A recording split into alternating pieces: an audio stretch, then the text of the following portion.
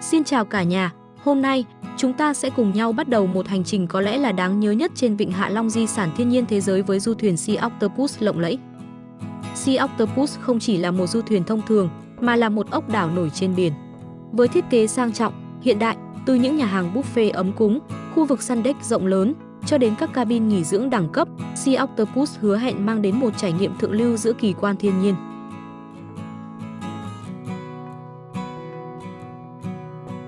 Đúng 8 giờ sáng, chúng mình đã có mặt tại cảng hành khách quốc tế Hạ Long, một trong những cảng tàu khách hiện đại và đẳng cấp nhất Việt Nam. Ngay khi vừa đặt chân đến, đội ngũ nhân viên chuyên nghiệp và niềm nở của du thuyền Sea Octopus đã có mặt để đón tiếp và hướng dẫn chúng mình chu đáo. Dù cảng khá rộng lớn, nhưng mọi thứ đều rất thuận tiện và dễ dàng.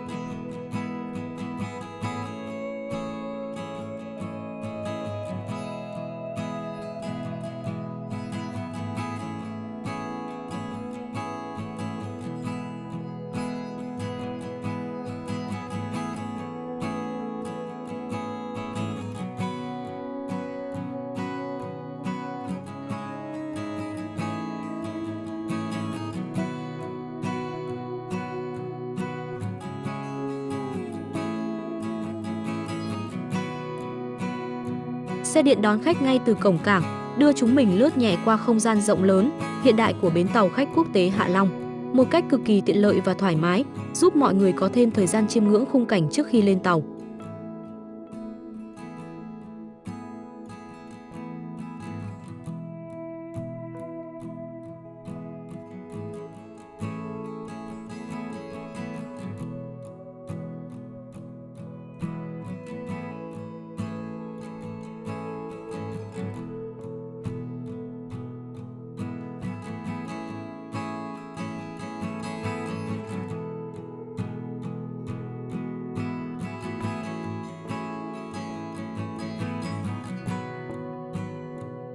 Đúng 8 giờ 30 phút sáng, chúng mình đã có mặt tại bến tàu để bắt đầu chuyến hải trình 7 tiếng. Không khí thật náo nức, ai nấy đều tràn đầy năng lượng. Nhưng lạ thay, từ lúc tàu chuẩn bị rời bến, trời bắt đầu nhiều mây đen, báo hiệu một sự thay đổi khó lường.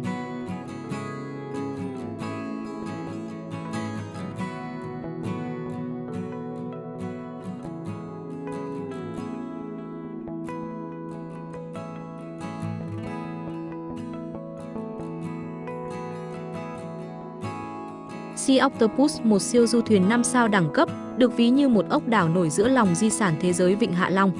Ra mắt vào năm 2022, Sea Octopus không chỉ là một phương tiện di chuyển, mà còn là một tác phẩm nghệ thuật kiến trúc trên mặt biển, hứa hẹn mang đến những trải nghiệm du lịch ẩm thực và thư giãn đỉnh cao. Du thuyền Sea Octopus gây ấn tượng mạnh với chiều dài lên tới 70 m, được thiết kế với 4 tầng lầu hiện đại và sang trọng, trong đó có 2 boong tắm nắng, sun deck, cực kỳ rộng rãi. Với trọng tải lớn, du thuyền có khả năng phục vụ lên đến 280 đến 300 khách, biến nơi đây thành một trong những du thuyền nhà hàng lớn nhất và hiện đại nhất trên Vịnh Hạ Long. Lấy cảm hứng từ ruốc, một loài bạch tuộc nhỏ đặc trưng của Hạ Long, thiết kế của Sea Octopus tinh tế và đẳng cấp. Du thuyền không chỉ chú trọng đến vẻ đẹp bên ngoài mà còn đầu tư mạnh vào nội thất và tiện nghi bên trong. Sea Octopus sở hữu 2 nhà hàng siêu rộng, Bayside Delight và Sea Breeze, với không gian thoáng đãng, được bài trí tinh tế, có thể phục vụ lên đến 150 khách cùng lúc. Đặc biệt, du thuyền còn có 3 phòng ăn VIP riêng biệt, phòng Limestone, Lagoon và Daydream, mang đến không gian riêng tư, sang trọng cho các nhóm nhỏ, gia đình hoặc cặp đôi. The cho Bar và Lounge tại tầng 3 là điểm nhấn nổi bật, được trang bị hệ thống âm thanh ánh sáng hiện đại bậc nhất, nơi du khách có thể cháy hết mình với những bản nhạc DJ sôi động hoặc thưởng thức cocktail trong tiếng violon và guitar du dương. Du thuyền còn có các khu vực sảnh đón tiếp rộng lớn và thậm chí cả một sân golf mini trên boong tàu để du khách giải trí. Mọi tiện ích đều được thiết kế để mang lại sự thoải mái và trải nghiệm cao cấp nhất cho du khách. Với kết cấu vỏ thép kiên cố và được xây dựng theo tiêu chuẩn quốc tế, Sea Octopus đảm bảo an toàn tuyệt đối cho mọi hành trình. Đội ngũ nhân viên chuyên nghiệp, chu đáo, nhiệt tình và thân thiện luôn sẵn sàng phục vụ, mang đến dịch vụ 5 sao đẳng cấp, khiến mỗi du khách đều cảm thấy được chào đón và chăm sóc tận tình. Sea Octopus thực sự là một lựa chọn hoàn hảo cho những ai tìm kiếm một hành trình đẳng cấp và đáng nhớ trên Vịnh Hạ Long. Sea Octopus tự hào là một du thuyền ẩm thực với các bữa ăn buffet và set menu đa dạng, kết hợp hài hòa tinh hoa ẩm thực Á, Âu cùng các món hải sản tươi ngon đặc trưng của Hạ Long. Thực đơn phong phú đảm bảo đáp ứng mọi khẩu vị, từ những món ăn truyền thống Việt Nam cho đến các món quốc tế tinh tế. Bữa trưa thịnh soạn trên tàu không chỉ là thưởng thức ẩm thực, mà còn là cơ hội để ngắm nhìn vẻ đẹp kỳ vĩ của vịnh qua ô cửa kính lớn.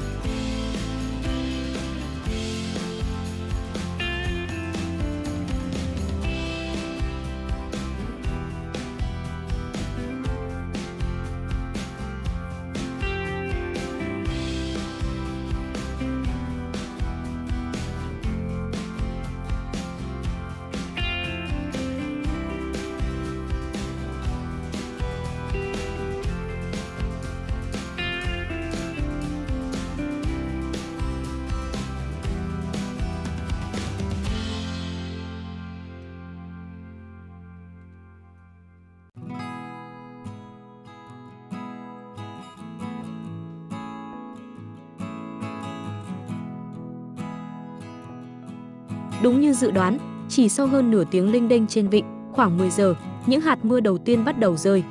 Ban đầu chỉ lất phất, nhưng rồi nhanh chóng trở thành một cơn mưa rào.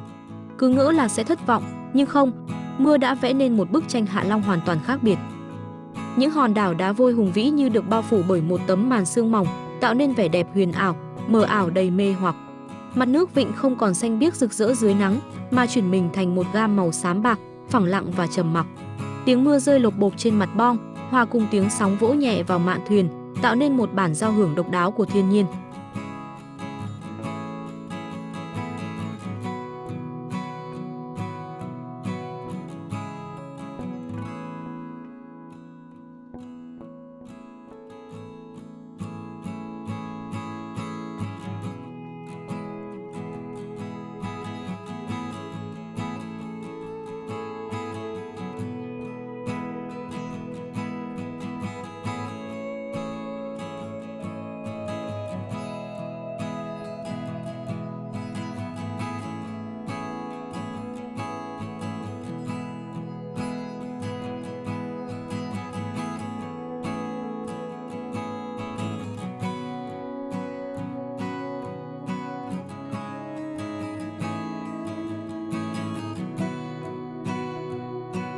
Khoảng 10 giờ 30 phút, tàu chúng mình đã cập bến đảo Ti Tốp. Trời vẫn mưa, nhưng không vì thế mà giảm đi sự háo hức của mọi người. Thật chu đáo, du thuyền đã chuẩn bị sẵn những chiếc áo mưa để phát cho du khách. Mọi người đều khoác lên mình những chiếc áo mưa nhiều màu sắc, tạo nên một khung cảnh khá ngộ nghĩnh và đáng yêu.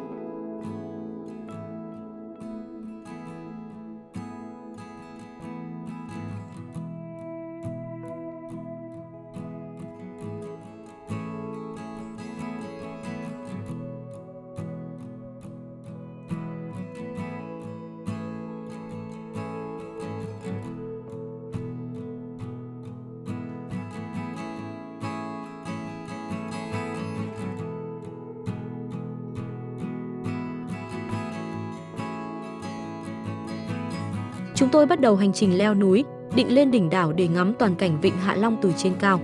Nhưng khi mới leo được nửa đường, bỗng có thông báo từ ban quản lý đảo.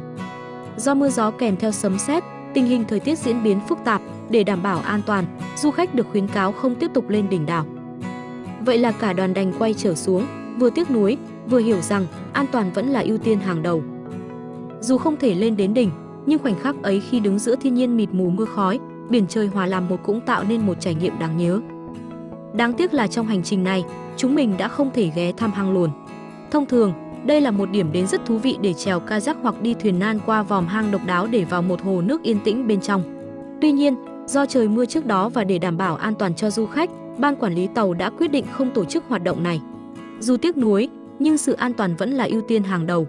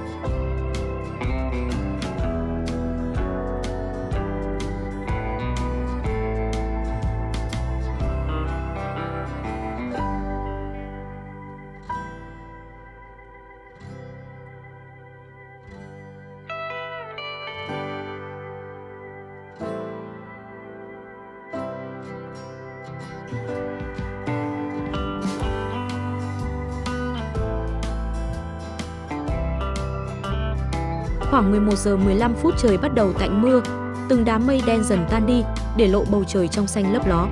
Lúc này, vẻ đẹp của Vịnh Hạ Long như bừng tỉnh sau cơn mưa, khiến ai nấy đều phải ngỡ ngàng trước một diện mạo mới mẻ.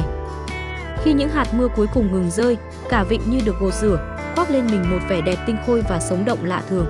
Ánh nắng yếu ớt xuyên qua tầng mây mỏng, rải những vệt sáng lấp lánh trên mặt nước, tạo nên những dải bạc uốn lượn.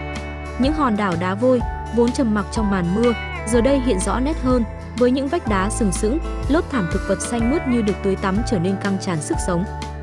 Không khí trở nên trong lành đến lạ, mang theo hơi thở mát lành của biển cả và hương thơm của cây cỏ sau cơn mưa. Từng chi tiết của kỳ quan thiên nhiên này đều trở nên rõ ràng và quyến rũ hơn bao giờ hết. Lúc này đây, không còn màn sương mờ ảo nữa, thay vào đó là một Vịnh Hạ Long bừng sáng, tràn đầy năng lượng và đầy mời gọi.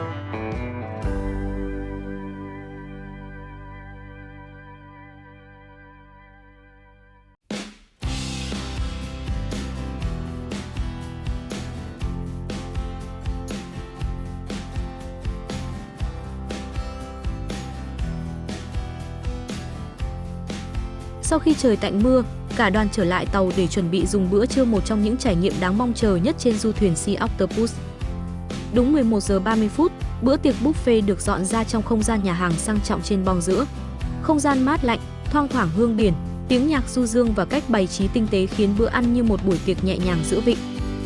Các món ăn vô cùng đa dạng, từ hải sản tươi sống như tôm hấp, hàu nướng phô mai, sò điệp, mực xào chua ngọt, đến các món ăn truyền thống Việt Nam như nem rán, gỏi cuốn, cơm chiên và cả các món Âu như pasta, salad trộn, bánh mì bơ tỏi. Không thể không kể đến quầy tráng miệng với trái cây nhiệt đới, bánh ngọt và thạch mát lạnh. Đồ uống được phục vụ tận bàn với nước suối, nước ép, rượu vang hay cocktail tùy theo lựa chọn. Giữa không gian biển trời bao la, được thưởng thức bữa trưa ấm cúng, đầy đủ hương sắc vị thế này thực sự là một điểm nhấn tuyệt vời trong hành trình khám phá Hạ Long.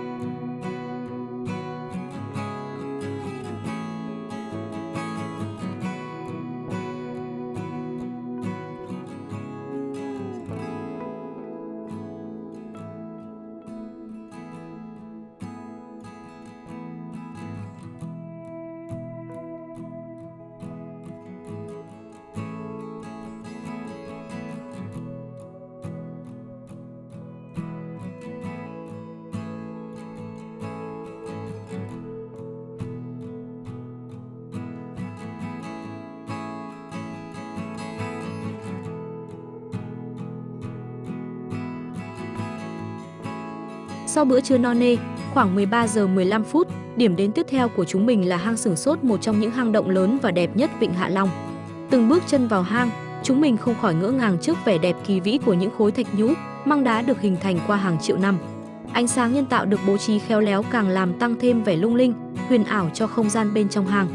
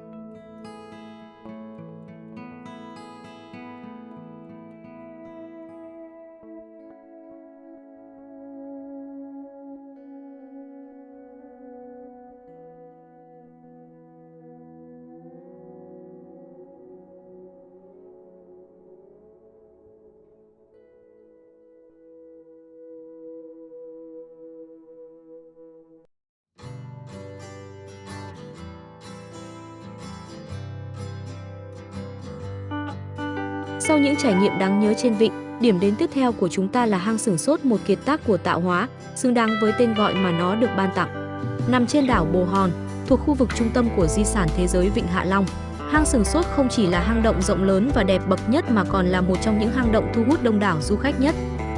Cái tên Sửng Sốt có nguồn gốc từ cảm giác choáng ngợp, ngạc nhiên đến sửng sốt của những nhà thám hiểm người Pháp khi lần đầu tiên đặt chân vào đây vào năm 1901. Họ đã đặt tên cho hang là Grotte de Surprise, nghĩa là hang động của những điều bất ngờ. Sự đối lập giữa lối vào khá hẹp và quy mô hoành tráng, lộng lẫy bên trong chính là điều tạo nên sự sửng sốt này. Mãi đến năm 1993, hang mới chính thức mở cửa đón du khách. Để đến được cửa hang, du khách sẽ phải leo khoảng 50 bậc đá quanh co ẩn mình dưới tán lá rừng xanh mát. Tuy có chút thử thách, nhưng đây cũng là cơ hội để bạn chiêm ngưỡng toàn cảnh Vịnh Hạ Long từ trên cao ở những góc độ khác nhau. Sau khi qua một khe đá hẹp, một thế giới hoàn toàn khác mở ra trước mắt. Hang Sửng Sốt được chia thành 2 ngăn chính hoặc 3 ngăn tùy cách phân loại, mỗi ngăn mang một vẻ đẹp riêng biệt. Ngăn thứ nhất, nơi đây được ví như một nhà hát lớn rộng thênh thang, với trần hang cao vút, được phủ một lớp thảm nhung óng mượt. Vô số khối nhũ đá, măng đá lung linh rủ xuống từ trần hang như những chùm đèn tự nhiên, lấp lánh dưới ánh đèn chiếu sáng nhân tạo được bố trí khéo léo. Những khối đá muôn hình vạn trạng kích thích trí tưởng tượng của du khách, khiến chúng ta liên tưởng đến hình ảnh của voi, hải cẩu, thậm chí cả những con người đang tụ họp. Ngăn thứ hai nối liền với ngăn thứ nhất bằng một con đường nhỏ. Ngăn thứ hai mở ra một không gian rộng lớn và kỳ vĩ hơn rất nhiều, có thể chứa được hàng ngàn người. Lòng hang rộng mênh mông, với những cột đá sừng sững và những khối thạch nhũ khổng lồ mang đủ hình thù kỳ lạ như cây đa cổ thụ, gấu biển, khủng long. Ánh sáng từ bên ngoài đôi khi lọt vào, tạo nên một luồng sáng tự nhiên huyền ảo, khiến khung cảnh trở nên lung linh, huyền bí như chốn bồng lai tiên cảnh. Hang Sửng Sốt không chỉ đẹp về cảnh quan mà còn gắn liền với nhiều truyền thuyết thú vị. Một trong số đó kể về Thánh Gióng. Người dân tin rằng sau khi đánh tan giặc Ân, Thánh Gióng đã bay về trời, để lại thanh gươm và con ngựa sắt quý báu tại hang để trấn an dân làng.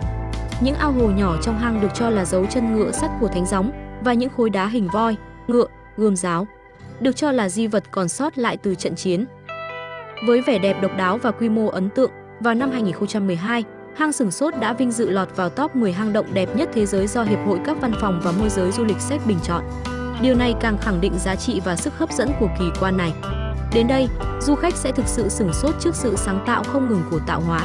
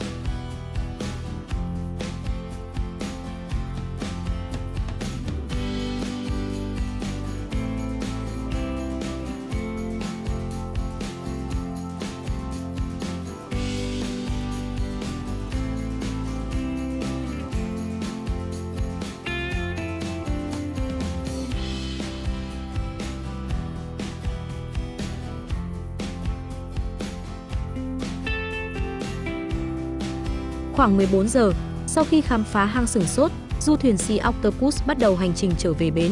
Ánh nắng chiều vàng óng bắt đầu rải đều trên mặt vịnh, tô điểm cho những hòn đảo đá vôi một vẻ đẹp khác. Mọi người thư giãn trên boong tàu, ngắm nhìn khung cảnh Hạ Long lần cuối, cùng nhau ôn lại những khoảnh khắc đáng nhớ của một ngày đầy bất ngờ và thú vị. Mặc dù có cơn mưa bất chợt, nhưng chính điều đó đã mang đến một trải nghiệm Hạ Long rất khác, rất đặc biệt. Cảm ơn Sea Octopus đã mang lại một hành trình tuyệt vời và cảm ơn các bạn đã đồng hành cùng Bạch Hoàng Travel trong chuyến đi này. Đừng quên like, share và subscribe kênh để không bỏ lỡ những chuyến đi thú vị tiếp theo nhé. Hẹn gặp lại các bạn.